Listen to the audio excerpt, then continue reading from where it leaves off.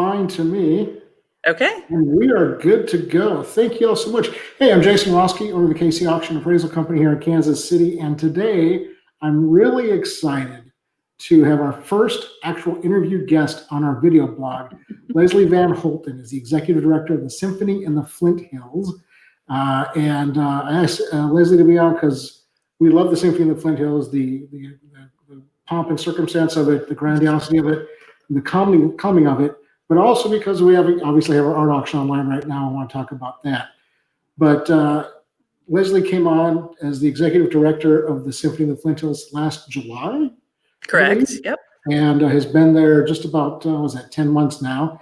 And she has had an extremely exciting 10 months, much more exciting than you would have ever wanted to experience beforehand.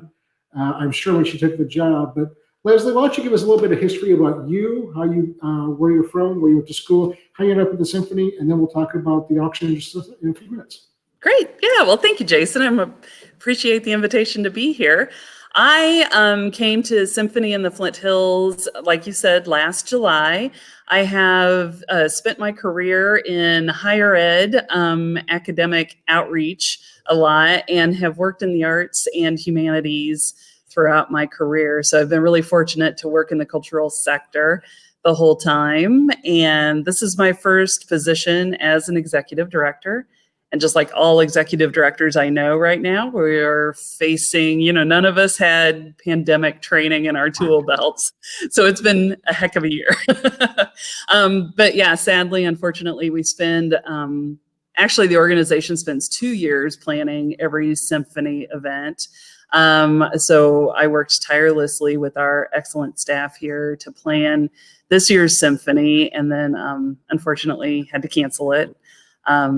It's been comforting to know that we're not alone. There are lots of cultural leaders out there that I've been fortunate to be able to lean on and kind of share ideas and all of that. So one of those sort of like, oh no, what do we do and how do we do it moments was when I called you and I told you that I thought we were going to have to cancel our art auction. And you talked me into doing it all online and the artists filming their own videos for social media and all of that. And it's been a lot of fun. And they have all enthusiastically jumped on board. So although COVID is a very challenging time for all of us, I do see it sparking new creative directions. People are being very open to trying new things these days. So that's exciting to see. Absolutely, and I'm glad to hear that the artists, that was one of our concerns as well, is that how would the artists react to this, not having a gallery show, because I think that's part of, everybody is an artist, I know, loves to have their things shown in a gallery. It's an important part of the process. But I'm glad to hear that they jumped on board with it right away. And I think we have 29 different artists in the auction. I think that's correct.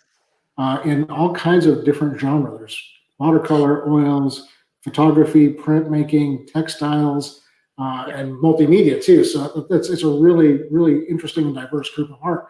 Is that something you were definitive on when you're putting together this collection, or is that just something kind of happened organically?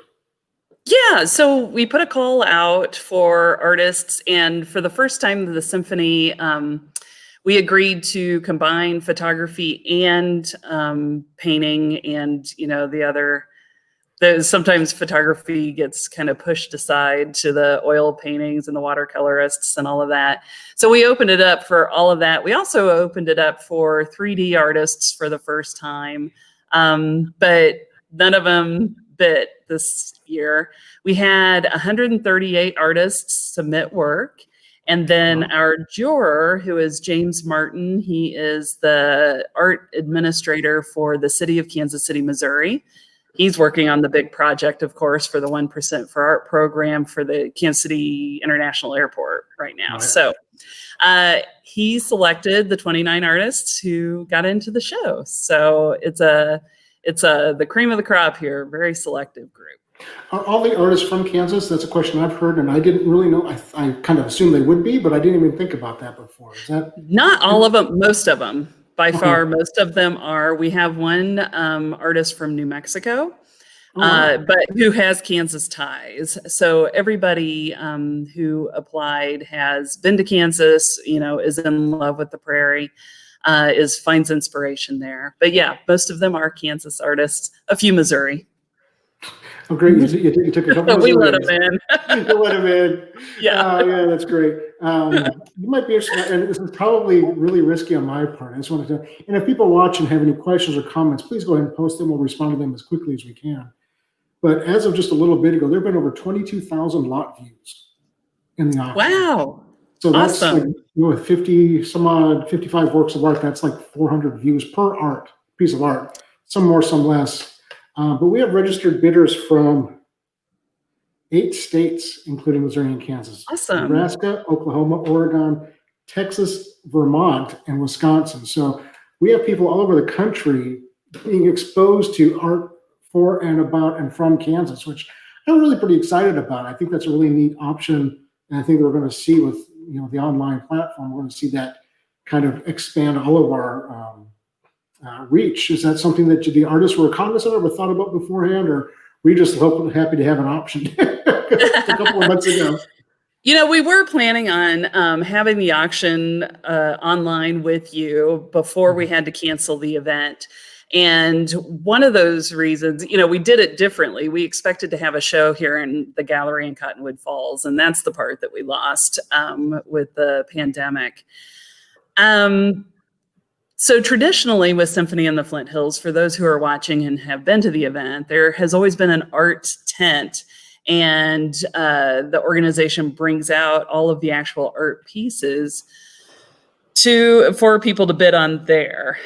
So the audience who bids is limited to the folks who have tickets and who are able to attend and who are able to squeeze into the art tent among the other thousands of people who are there. So the staff and I, when we were talking about it, first of all, I was shocked. The first time that I saw all the fine art on site, having worked in an art museum before, it kind of amazed me that all of these beautiful oil paintings were, being whipped, had the wind and the dirt and everything coming at them. So I was not comfortable with that. So I said, we cannot take it to the site any longer. Let's just do the auction in the gallery. And then it was Louise Carlin, who was our art manager until she retired recently, who connected me with you, Jason, and said, we could do it online. She and I talked it through. We agreed it's such a much more democratic way to have an auction. It allows anyone to bid. When we have our Symphony in the Flint Hills event, even though we do have accessibility measures that we try to open up the event for all audiences, there's still ADA issues with being on a pasture down an 8-mile dirt road. So not everyone is able to attend our event, sadly. Right. So anyway, but most people can log on to their computer, pour a glass of wine, and bid their hearts out. And that's what we're hoping happens this week. On Sunday night, we hope that they have a nice dinner and a glass of wine and bid crazily on the artwork. Yes. Because the money doesn't go just to the Symphony of the Flint Hills. It goes to the artists as well. This is a true gallery type event. And the funds are split between the symphony and the artists. Can you talk a little bit about that? And I think that's been that way all along, but how did that process, what started that? And talk about that some more. So our mission at Symphony in the Flint Hills is to, heighten appreciation and knowledge of the Flint Hills tallgrass prairie.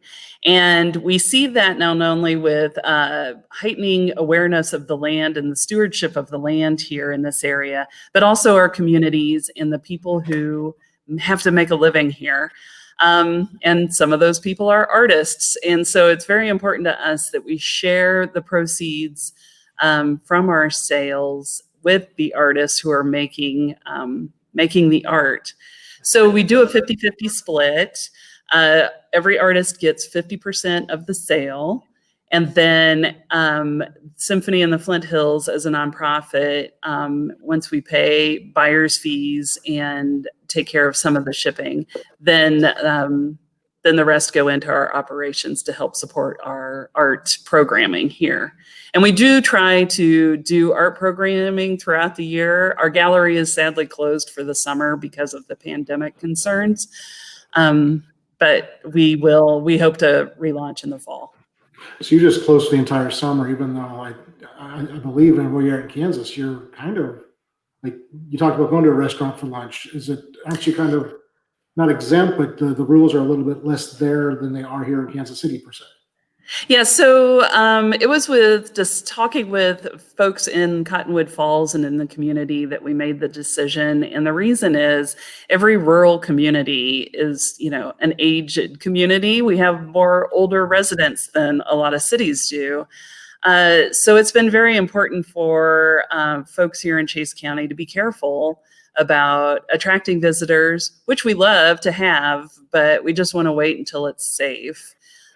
Because Symphony in the Flint Hills, because our gallery and our retail space is so attractive to people from, who are traveling through Kansas, we just decided for this summer, it'll be safer if we just stay closed, take care of our community, and then, try to engage with folks online like a lot of cultural organizations are doing.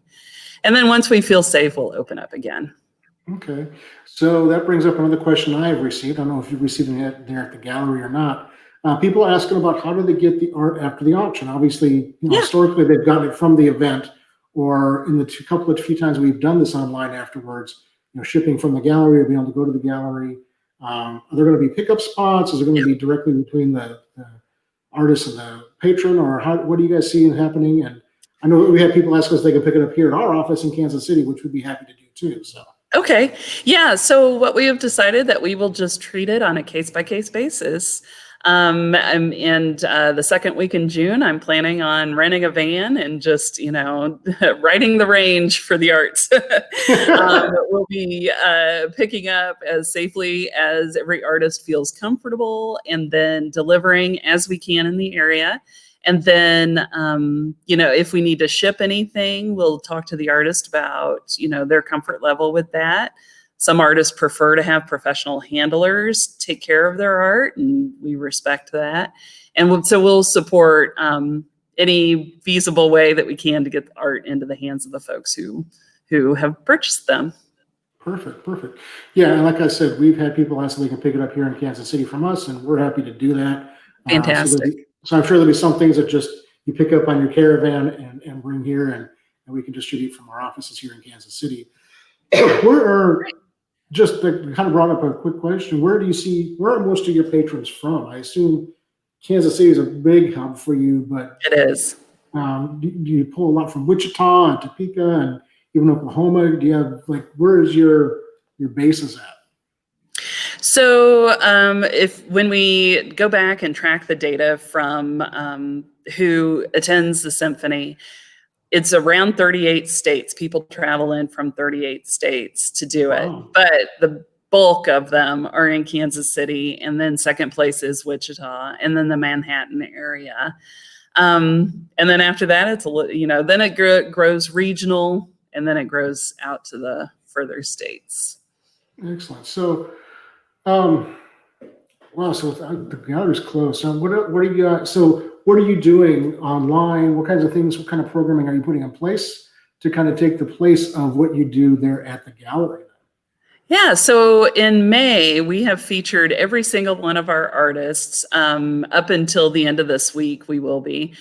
We invited every artist to either submit a video or some thoughts, their inspirations, photos of them working in the field. And then we've been showcasing them on our Facebook and Twitter feeds.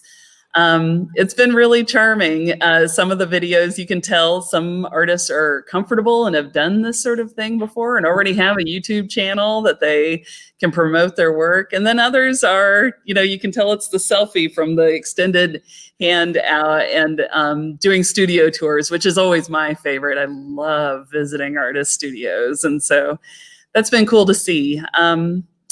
Before the auction started last month, when we first had to start, batting down the hatches, we did a Flint Hills from Home series where we showcased people here in Chase County to talk about why they love living in Chase County. So it was a lot of fun. We had a cyclist who rides the gravel roads a lot. She talked about that. A young woman who grew up in Cottonwood Falls read some poetry about the burning grass in the Flint Hills. Annie Wilson, of course, our balladeer who sings about the grass all the time, shared some songs, as did Jeff Davidson, a cowboy poet and songwriter here too. So it was a lot of fun, and it came about very organically and very quick. So I was actually getting ready to leave for Chicago when everything started shutting down, and so I wasn't even in town, but the staff, we were quick to rise up, and the staff was enthusiastic to get content online. Yeah, I think a lot of us were. It's such a weird time, right? Yeah. And it's exciting in one sense in that we're having to think about things in ways we've never thought about them before. And I want to touch real quick on your history. And one of the things you also do is write. And Yes. I think this is a great way to drop this in. And obviously I've talked to Leslie quite a bit over the last several months, and she actually spoke at a Rotary Club that I'm involved with. And I found out that she's also a writer. And she wrote an article, and the opening paragraph, really, I think, talks about water, but I think it really applies to the Flint Hills and also how we all have to kind of see ourselves in today's world. And it goes, "When my heart is heavy, I go to the river. The water pulls my eyes and then my mind into its motion, and I feel a stillness take over. Nature reminds me of my place in the scheme of things, which then helps my perspective. If I'm a small part of this immense world, then my problems are also small." And I think that was so moving for me anyway. Obviously, you're not talking about the Flint Hills, you're talking about water, but I get that same sense standing out in the Flint Hills, looking at the rolling hills and the tall grasses blowing in the wind. It really feels to me like standing at the edge of the ocean. It looks like waves of grass as opposed to waves of water. And it's just, those are the kinds of things that have helped me get through this time and inspire me to do more things. What things have you reached out to? What snippets, actions, activities have you done to kind of inspire yourself and not get bogged down in the drudgery of what we're having to experience? Yeah, well, first, I'm touched that you read that. Thank you. That was a piece that I wrote for Humanities Kansas earlier this summer about how to go to nature when you're feeling blue or overwhelmed. And I agree with you. I think, I always think of the term the oceans of Kansas. And when I look at the prairie and the undulating hills look like waves, and yeah, there are a lot of similarities. First, I think this pandemic, I really do feel like is going to spark a renaissance in creativity among our culture. And I'm excited to see that happen. And it's because we've all had to suddenly shift and change. And really seeing people come together to make serious sacrifices for the common good, I think is something that we've all needed to see. So that's really going to lift us, I think, in the arts. I've been leaning on the humanities and the arts pretty heavily. I've been reading a lot. I went to poetry. That's what I do. And I'm really feeling lost. Helps me make sense of the world. I've been going to some of my fine arts books that I have at home. I've really missed the library. That's where I do a lot of my research and writing. And so I can't wait to run back into the arms of my library when this is over. Absolutely. Yeah, but then a lot of people too, I've kind of come back to cooking more vegetables at home and taking a little more time with my home and my dogs. And I believe you had a son who graduated high school, and I had a daughter who graduated high school during this very weird time. So there's been, a lot of time spent with teenagers that, it's been good. It's been good and bad, right? I mean, it's right. I feel selfishly, I'm happy that he's had to spend more time at home. Right. But you know, and I don't know about your daughter, but he has great groups of friends that they're not able to get together. They are a little bit now because we're, you know, in the opening stages, but man, it was really tough, and no graduation, Yeah. no prom. And the prom was a thing that he Yeah. was really upset about missing. So, but you know what? I don't remember my graduation at all. Yeah. And I'm sure they'll never forget theirs. Fair point. True. So besides going to the auction and bidding out a bunch of artwork, how else can people support the Symphony in the Flint Hills and your mission? What can they do to get involved, or just support you with financial checks or anything else? How can people get involved with you guys? Well, you know, like every nonprofit, it's been a struggle. And of course, losing our signature event this year, we have to happily refund tickets. But, you know, that's 40% of our operating expenses are supported by ticket sales. So it has hurt. So we would be happy to take any donations. We also have a lot of things for sale on our retail store, and we've reduced a lot of those costs. We also have prints from past years' auctions. So, you know, there's opportunities there to support us. I think what we would ask most, though, is for folks to just kind of notice and watch for when it's safe to come to the Flint Hills again, and then come. We, you know, what our mission is about, what is the strength of our organization, is that we can get people out of their cars to actually walk on the grass. And, you know, this is very special tall grass that we are very proud of here. So as soon as it's safe to do so, please come to the Tallgrass Prairie Reserve, the preserve, which is here in Chase County, just north of Cottonwood Falls. And when our restaurants start to open and our stores start to open, stimulate the economy a little bit, it'll be really helpful. Yeah, I think a lot of people are looking. I was just reading that car travel this year is going to be the vacation of choice. So I assume that areas like the Flint Hills will start having a influx of people escaping the city for a few hours or an overnight if they can, kind of a thing. So hopefully that'll help. And you mentioned a bunch of things for sale in your gift shop. They can find that on your website. Is that right? Yeah, so the gift shop is closed, but we are selling at our website, which is right here below us through the website, the retail store. And we've done a number of what we're calling Flint Hills from Home bundles. So puzzles, posters, a lot of books. Our field journal for this year was printed. And that is focused on stone, and talk about, you know, the oceans of Kansas, to bring it back around to that. Our theme this year was stone, and we were exploring the Flint stone that has protected our tall grass and kept it from being plowed under. And a lot of that stone, you know, has connections to the time when Kansas was an ocean. So pretty fascinating read. That sounds really, really wonderful. And I can't wait to get a copy of it myself. We have a bunch of them because we go to the Symphony every year that we can. So great, I'll be sure you get a copy. Thanks, Leslie. I appreciate that. Just drop it off. You drop off artwork. Yeah, sounds good. Is there anything else? We're kind of getting to the end of it. Is there anything else you want to say about the Symphony, about the Flint Hills, about your mission? Anything else you want to make sure that you get in front of people right now before we wrap this up? Oh, thank you.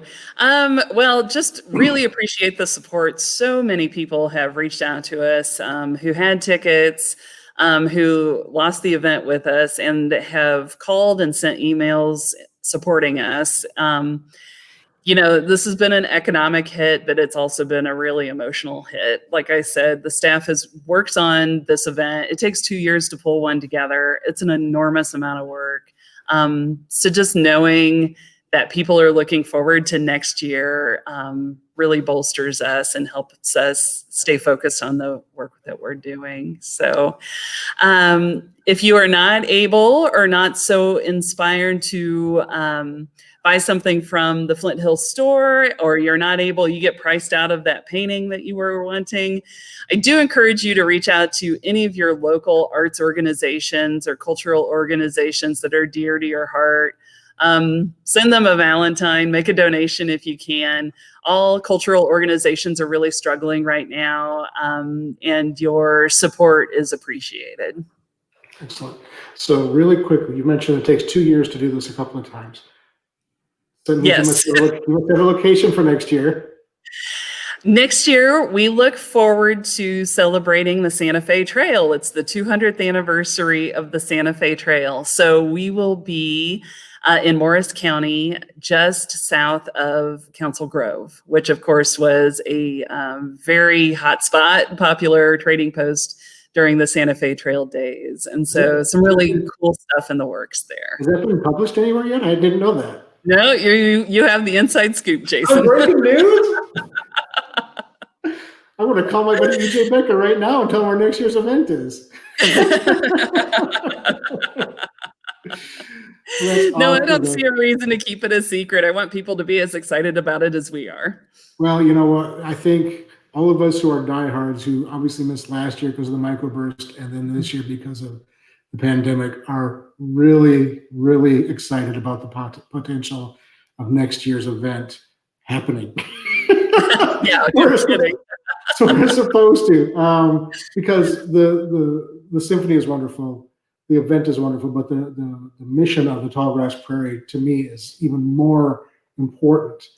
People don't understand how important and how wonderful and singular this stand of Tallgrass Prairie is, and it's geology that has kept it that way, but it's only people that don't keep it from becoming something else. And exactly. and the Symphony of the Flint Hills is such a strong proponent for it and of it that we're honored that we can be involved with it in any way that we can, and excited to partner with you guys in any way that we can, you know, in the past, now, and in the future. So thank you so much, Leslie, for joining us today. I think we had a really good conversation. And if you're watching this at home or you're at work and can't, post comments here. We're going to put this on our YouTube page as well. I'm going to put out an email. I don't know what Leslie and the Symphony is going to do, but I imagine it'll end up on their Facebook page for sure. Yeah. If you have any questions about the Symphony and the Flint Hills auction, push a comment here, give us a phone call or emails.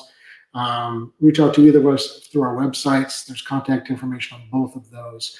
And for future events, please let us know what you want to talk about. And we're excited about the auction this weekend. Leslie, thank you so much. Look forward to talking to you in person again. And when you bring me the artwork, and we'll see you then. Have a great summer, and let's have a great auction on Sunday night. Sounds good, Jason. Thanks so much. I appreciate it. Bye-bye.